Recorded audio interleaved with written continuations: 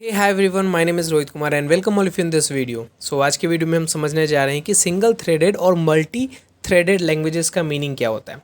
Multiple type हम programming में जब हम डिफरेंट टाइप ऑफ लैंग्वेजेस को यूज़ करते हैं, जावा यूज़ कर रहे हैं, रस्ट यूज़ कर रहे हैं, जावा स्क्रिप्ट यूज़ कर रहे हैं, तो एक कॉन्सेप्ट आता है मल्टी थ्रेडेड और सिंगल थ्रेडेड का। अब एक्चुअली में ये सिंगल थ्रेडेड और मल्टी थ्रेडेड का मीनिंग क्या होता है, आज के वीडियो में हम बहुत अच्छे से समझेंगे विद द प्रैक्टिकल। हम एक्चुअली में इसको यूज़ करके देखेंगे कि क्या ये सिंगल थ्रेडेड और मल्टी थ्रेडेड को क्या हम एक्चुअली में फील कर सकते हैं।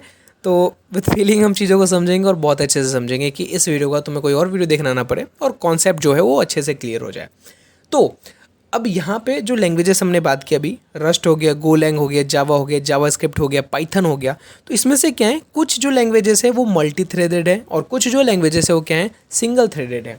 अब दोनों को हम समझने से पहले हम क्या करते हैं, मतलब दोनों को एक साथ ना समझ सकते हैं, उससे पहले हम क्या करते हैं, सबसे पहले स्टार्ट करते हैं सिंगल थ्रेडेड से, कि कौन से लैंग्वेज सिंगल थ्रेडेड होते हैं और सिंगल थ्रेडेड का मीनिंग क्या होता है।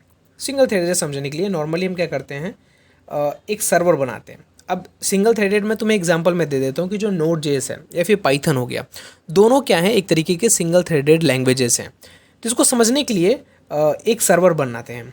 तो ये है हमारा क्या, एक सर्वर है, जो कि कौन सा सर्वर है, नोड जेएस का सर्वर है। अब नोड जेएस जिनको नहीं पता, जावा स्क्रिप्ट का सर्वर है, ठीक है। जब बैकएंड में यूज़ करते हैं जावा स्क्रिप्ट को तो वो नोड जेएस होता है। तो नोड जेएस का हमारा सर्वर है। अब सर्वर में मान लो कि राउट्स हैं। अब राउट तुम्हें पता होगा, जैसे होम राउट होते हैं, तो यहाँ पर मान लो कि हमारे पास एक एपीआई नाम का राउट है, ठीक है। तो एक एपीआई नाम का राउट है जिस पे अगर हम कॉल करते हैं तो मान लो कि कोई हमें रिजल्ट मिलता है, कुछ बिहाइंड द सीन कोई फंक्शन चलते हैं और हम मुझे एक रिजल्ट मिलता है। अब क्या करते हैं हम यहाँ पर कि दो ब्राउज़र ओपन कर लेते हैं और दोनों ब्राउज़र से सेम राउट पे, यानी एपीआई राउट पे ही हम क्या कर रहे हैं, कॉल कर रहे हैं। मान लो कि एक तुम्हारे पास ब्रेव है, तो तुमने क्या किया, एक ब्रेव की हेल्प से सेम राउट पे कॉल किया और एक दूसरा मान लो क्रोम की हेल्प से सेम राउट पे कॉल किया। तो ये हमारा मान लो कि पहला रिक्वेस्ट और ये हमारा मान लो दूसरा रिक्वेस्ट। अब होता क्या है ये समझो। जब तुम देखोगे कि जब इसमें अगर हम बात करें कि सबसे पहले कौन प्रोसेस किया जाएगा, तो इसी के बेस पे हम डिफाइन करते हैं कि कौन जो लैंग्वेज है, मतलब कौन सा जो लैंग्वेज है, कौन सा प्रोग्रामिंग लैंग्वेज सिंगल थ्रेडेड है और कौन सा मल्टी थ्रेडेड है। तो जावा स्क्रिप्ट यानी नोड जेएस में क्या होगा कि इनमें से जो भी पहले रिक्वेस्ट जाएगा, अब ये तो हो नहीं सकता कि एग्जैक्ट एक ही टाइम पे दोनों जाए, नहीं, ऐसा नहीं होगा। कुछ ना कुछ चीज़ों के दिक्कत, मतलब कुछ ना कुछ टाइम का डिफरेंस रहेगा। तो मान लो कि ये जो पहला वाला था ना, वो पहले रिक्वेस्ट गया। तो सिंगल थ्रेडेड लैंग्वेजेस में क्या होता है कि वो एक टाइम पर एक ही रिक्वेस्ट को एक्सेप्ट करते हैं और उसको जब ख़त्म कर देते हैं, उसका जो भी आउटपुट है उसको दे देते हैं, देन आफ्टर वो सेकंड वाले रिक्वेस्ट को एज अ इनपुट लेते हैं। तो यहाँ पर ये क्या होगा कि सबसे पहले ब्रेव वाला कोड, जो ब्रेव वाला रिक्वेस्ट है उसको एग्जीक्यूट करेगा और ब्रेव वाले जो कस्टमर है, ब्रेव वाला जो क्लाइंट है उसको डिटेल्स भेजेगा। देन आफ्टर वो सेकेंड वाले जो रिक्वेस्ट रहेगा उसको अपने सर्वर पे चलाएगा और उसको रिस्पॉन्स करेगा। तो ये होता है सिंगल थ्रेडेड। सिंगल थ्रेडेड मतलब कि सर्वर पे कितने भी रिक्वेस्ट आ जाए, लेकिन वो क्या करेगा, वन बाय वन सभी को एग्जीक्यूट करेगा सर्वर के अंदर, और यही होता है सिंगल थ्रेडेड। अब यहाँ पर माइंड में क्वेश्चन आ रहा होगा कि यार अगर ऐसा हो रहा है तो जो बड़े वेबसाइट्स होते हैं, जैसे मान लो कि अमेजोन हो गया, फ्लिपकार्ट हो गया, यूट्यूब पे वीडियोस हो गए, तो यहाँ पर क्या होता है, कुछ सेकंड में ही पीक चला जाता है। मतलब कुछ सेकंड में तुम समझ सकते हो कि लाखों उस पर रिक्वेस्ट आता है। तो वहाँ पर ही किस तरीके से कंट्रोल किया जाता है, क्योंकि हमने समझा कि नोड जेएस का एक तरीके के सिंगल थ्रेडेड है। सिंगल थ्रेडेड मतलब एक रिक्वेस्ट एक टाइम पर ही एक्सेप्ट किया जाएगा, then after second request accept किया जाएगा, तब जब पहला रिक्वेस्ट कंप्लीट हो जाए। तो वहाँ पर कुछ क्लस्टर्स और वर्कर थ्रेड नाम के चीज़ें होते हैं, जिसकी हेल्प से तुम ये आगे इसको इम्प्लीमेंट करके अपने जो सर्वर है उसको स्केल कर सकते हो। और बाय द वे अगर ये नहीं करना चाहते तो जो मल्टी थ्रेडेड लैंग्वेजेस उसका यूज़ कर सकते हो, जैसे कि नोड जेएस हो गया, गोलैंग हो गया। अब ये सिंगल थ्रेडेड तुम्हें समझ में आ गया कि सिंगल थ्रेडेड क्या है, वो लैंग्वेज जो क्या करता है, एक टाइम पे एक पर्टिकुलर टाइम पे एक ही रिक्वेस्ट को एक्सेप्ट कर रहा है और देन आफ्टर जैसे उस एक रिक्वेस्ट को आगे प्रोसीड कर दे रहा है, देन आफ्टर वो सेकंड रिक्वेस्ट को ले रहा है। तो इस तरीके के जो लैंग्वेजेस होते हैं, जो इस तरीके के फीचर्स शो करते हैं, उसको हम कहते हैं सिंगल थ्रेडेड। और इसमें एग्जांपल क्या है, जावा स्क्रिप्ट और पाइथन। जावा स्क्रिप्ट और पाइथन दोनों क्या हैं, सिंगल थ्रेडेड लैंग्वेजेस हैं। ये क्या करता है, एक टाइम पे एक ही रिक्वेस्ट को एक्सेप्ट करता है, देन आफ्टर वो सेकंड रिक्वेस्ट पे गो थ्रू करते हैं। तो ये हो गया सिंगल थ्रेडेड। और यहीं पर अगर हम बात करें मल्टी थ्रेडेड का, तो जस्ट इसका अपोजिट क्या होता है, मल्टी थ्रेडेड।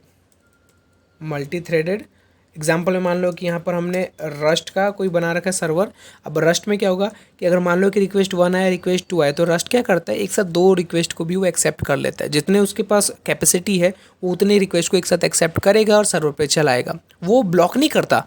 जैसे जो नोड जेस था उसमें क्या था, एक रिक्वेस्ट ब्लॉक हो जा रहा था, जब पहला रिक्वेस्ट खत्म होता तब दूसरा रिक्वेस्ट वापस आ रहा था। लेकिन अगर यही रस्ट में है, जावा में है, तो वहाँ पर क्या होता है, मल्टी थ्रेडेड वहाँ पर होते हैं, यानी एक साथ 2 से ज़्यादा भी रिक्वेस्ट एक्सेप्ट कर दिए जाते हैं और उसको आउटपुट दिया जाता है। अब ये तो हो गया थ्योरी पार्ट।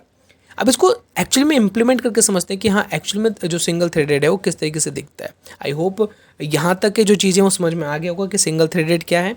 जब जो लैंग्वेज है सिर्फ एक टाइम पे एक ही चीज़ को, मतलब एक ही रिक्वेस्ट को एक्सेप्ट कर रहा है, वो होता है सिंगल थ्रेडेड। लेकिन अगर कोई लैंग्वेज ऐसा है जो एक टाइम पे, एक पर्टिकुलर टाइम पे मोर देन 1 रिक्वेस्ट को एक्सेप्ट कर रहा है, तो उन जो लैंग्वेजेस होते हैं उन लैंग्वेजेस को हम कहते हैं मल्टी थ्रेडेड।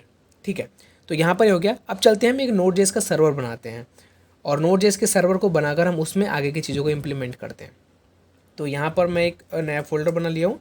यहाँ पर हम ओपन करते हैं अपना VS कोड और यहाँ पर एक नॉर्मल सा, एक सिंपल सा सर्वर बनाते हैं, हमारा नोड जेएस का सर्वर, और उसमें हम इम्प्लीमेंट करके देखते हैं ये सिंगल थ्रेडेड चीज़ों को। अपना टर्मिनल ओपन कर लेते हैं और यहाँ पर हम नॉर्मली क्या करते हैं, मैं थोड़ा सा साइज़ बढ़ा दूँ जिससे कि आपको विजुअल हो। ठीक है, तो यहाँ पर मैंने क्या किया, npm init कर लेते हैं और नॉर्मली पैकेज जेसन हमारा बन जाता है। So just wait a second, और ये आगे का फर्दर हो गया। ठीक है, एक्सप्रेस,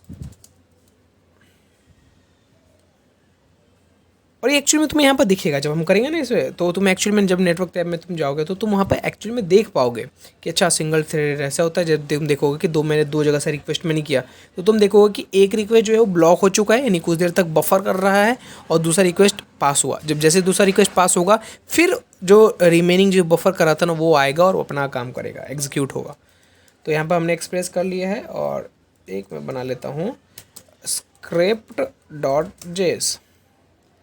तो यहाँ पे script.js भी बन गया है। अब एक और काम कर सकते हो, हमें यूज़ करना है इंपोर्ट का, ECMA ES6 का। तो यहाँ पर मैं टाइप को चेंज करके मॉड्यूल कर दे रहा हूँ, मॉड्यूल। ठीक है, अब यहाँ पे इम्प्लीमेंट करते हैं। तो हम पहले क्या करते हैं, सर्वर बनना है तो इंपोर्ट एक्सप्रेस फ्रॉम एक्सप्रेस। ठीक है, तो यहाँ पर हमने एक्सप्रेस को कर दिया। अब यहाँ पे ऐप बनाते, const app equal to express. तो ये भी चीज़ हमारा हो चुका है। अब क्या करते हैं, हम नॉर्मली अपना लिसन कर लेते हैं। कितने पे करते हैं, 3000 पे। ठीक है, 3000 पे हम क्या कर रहे हैं, लिसन कर रहे हैं, तो यहाँ पे स्टार्ट हो जाएगा। अब ये क्या करते हैं, एक राउट बना देते हैं जिस पे हमारा चीज़ होगा। अब राउट में मैं थोड़ा सा एक्सपेंसिव प्रोसेस को डालूंगा। एक्सपेंसिव प्रोसेस मीन्स कि एक ऐसा प्रोसेस जिसको होने में थोड़ा सा टाइम लगेगा, तभी हम उस चीज़ को एक्चुअली में फील कर पाएंगे। मान लो कि कोई H1 तुम्हें दिखा रहा हो, मान लो कि तुम कोई छोटा सा कोई रिक्वेस्ट भेज रहे हो, तो जस्ट मिली सेकेंड में हो जाएगा। ठीक है, तो वो चीज़ हम नहीं देख पाएंगे उसको अच्छे तरीके से। तो इसलिए हम क्या करेंगे, जो हमारा राउट होगा उस पर हम एक एक्सपेंसिव प्रोसेस लगाएंगे जिसको होने में टाइम लगेगा, यानी बेसिकली हम फॉर लूप लगाने वाले हैं। तो क्या कर लेते हैं, ऐप डॉट गेट, और गेट में हम API नाम के एक उस पर राउट पे हम लगा रहे हैं रिक्वेस्ट डॉट रिस्पॉन्स। ठीक है, अब यहाँ पे हम क्या कर रहे हैं, एक मैं फॉर लूप चला रहा हूँ। फॉर लूप क्या करेगा, 0 से लेके 5000 या फिर मान लो कि 50,000 तक के नंबरों को आपस में प्लस करेगा और देन आफ्टर उसको रिटर्न करेगा। क्योंकि जब फॉर लूप चलेगा तो थोड़ा सा टाइम लेगा, यानी जो राउट होगा उस पर जो इम्प्लीमेंट होगा क्या होगा, एक्सपेंसिव प्रोसेस होगा, थोड़ा सा टाइम लेगा, जिससे कि हम देख पाएंगे एक्चुअली में कि हाँ ये किस तरीके से इम्प्लीमेंट होता है। तो देखो फॉर लूप चलाते हैं, लेट आई इक्वल टू 0, कितने तक चल रहा है, मान लो 50,000 तक चल रहा है और प्लस हो रहा है। और यहाँ पर हम एक और चीज़ बना ले सकते हैं, लेट सम इक्वल टू 0, जिसमें हम डेटा को स्टोर करेंगे, और यहाँ पर नॉर्मली एक लूप में चला रहा हूँ। ठीक है, आई को प्लस कर देंगे और लास्ट में हम यहाँ पे क्या कर देंगे, रिटर्न कर देंगे, रिस्पॉन्स में भेज देंगे। तो रेस्ट डॉट सेंड, और यहाँ पर हम एज अ H1 इसको हम भेज देंगे। रिज़ल्ट हो रहा है और रिज़ल्ट में इसे भेज देते हैं, सॉरी किसको, सम को भेज देते हैं। यानी हमें एट द एंड हमें क्या दिखना चाहिए कि रिजल्ट होना चाहिए और यहाँ पर इनका सम दिखना चाहिए। अब एक एक्सपेंसिव प्रोसेस है तो यहाँ पर टाइम लगेगा, ये चीज़ तुम्हें माइंड में रखना है। अब क्या होगा, नॉर्मली मैं नोड से स्क्रिप्ट को स्टार्ट करता हूँ, सर्वर स्टार्ट होगा हमारा। अब सर्वर स्टार्ट हो चुका है। अब अगर हम अपने इस पे चलते हैं और यहाँ पर हम कॉल करते हैं लोकल होस्ट 3000 को, 3000 पे कुछ नहीं है, API पे, सॉरी। तो API पे हम जैसे ही कॉल करते हैं, यहाँ पर एक एक्स्ट्रा आ गया। API पे जैसे ही कॉल करोगे तो देखो यहाँ पे तुरंत हो गया। मुझे नंबर बढ़ाना पड़ेगा 1 सेकेंड, क्योंकि ये तुरंत ही सर्वर उसको कर दे रहा है। मतलब तुम्हें अगर छोटे मोटे हैं ना चीज़ें, मतलब छोटे मोटे चीज़ों को तुम भेज रहे हो तो वहाँ पर चीज़ समझ में नहीं आएगा। जब एक एक्सपेंसिव प्रोसेस चल रहा है ना तो तुम उसको एक्चुअली में फील कर पाओगे।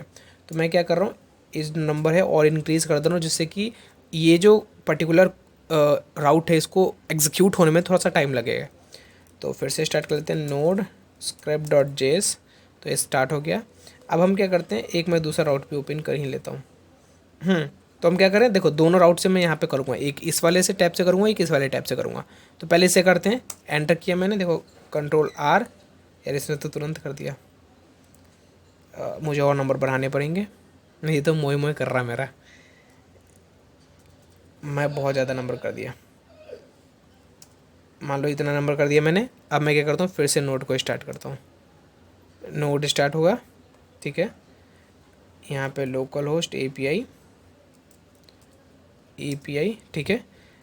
इसको रिफ्रेश और जस्ट इसको रिफ्रेश। तो मैंने क्या किया, दोनों को रिफ्रेश कर दिया।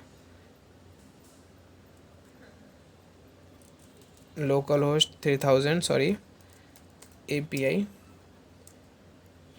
और इसको भी रिफ्रेश कर दिया। अब देखो दोनों में मैंने रिफ्रेश कर दिया, तो समझिए क्या ना, यहाँ से मैंने रिक्वेस्ट किया और यहाँ से रिक्वेस्ट किया। अब देखो क्या होगा, जो भी सबसे पहले रिक्वेस्ट पहुँचा होगा क्या होगा, उसको एग्जीक्यूट करेगा, और जैसे ही वो एग्जीक्यूट होगा देन आफ्टर ही दूसरा जाएगा। तो अगर भी तुम इसमें नेटवर्क टैब में तुम देखोगे, Ctrl+Shift+C करके नेटवर्क टैग, तो तुम देखोगे यहाँ पे कहाँ गया नेटवर्क टैब मेरा, wait a second, network tag. अब यहाँ पर तुम देखोगे कि रिक्वेस्ट गया, तो Ctrl+R करोगे तो देखो यहाँ पर रिक्वेस्ट गया है, बट ये क्या अभी पेंडिंग में है। ये क्या है, पेंडिंग में, क्योंकि इससे पहले ये रिक्वेस्ट किया है। अब एक क्या है, प्रोसेस लंबा प्रोसेस है, जब इसमें फॉर लूप चल रहा है तो ये क्या एक लंबा प्रोसेस है, तो इसको एग्जीक्यूट होने में टाइम लगेगा। तो जब तक ये वाला टैब अपना रिजल्ट को नहीं शो करता तब तक ये काम नहीं करेगा। तो यही होता है सिंगल थ्रेडेड, यानी एक रिक्वेस्ट को सिंगल टाइम पे वो प्रोसेस करेगा। जैसे ही पहला सिंगल टाइम पे जो रिक्वेस्ट है वो प्रोसेस हो जाएगा, तभी वो दूसरे रिक्वेस्ट को एक्सेप्ट करेगा। सो आई होप ये चीज़ तुम्हें समझ में आ गया होगा, और आई होप तुम्हें समझ में आ गया हो कि हाँ एक्चुअली में सिंगल थ्रेडेड क्या होता है और मल्टी थ्रेडेड क्या होता है। वैसे ही अगर तुम ये सर्वर बनाते हो इन जावा या फिर तुम बनाते हो रस्ट में, तो वहाँ पर क्या होगा, तुम्हारे मोर देन, मतलब एक से रिक्वेस्ट से ज़्यादा उसको तुम एक्सेप्ट करेगा वो, और साथ में उसको एज अ आउटपुट भी भेजेगा। सो आई होप ये सिंगल थ्रेडेड और मल्टी थ्रेडेड समझ में आ गया होगा। सो मिलते हैं नेक्स्ट वीडियो में, तब तक के लिए बाय।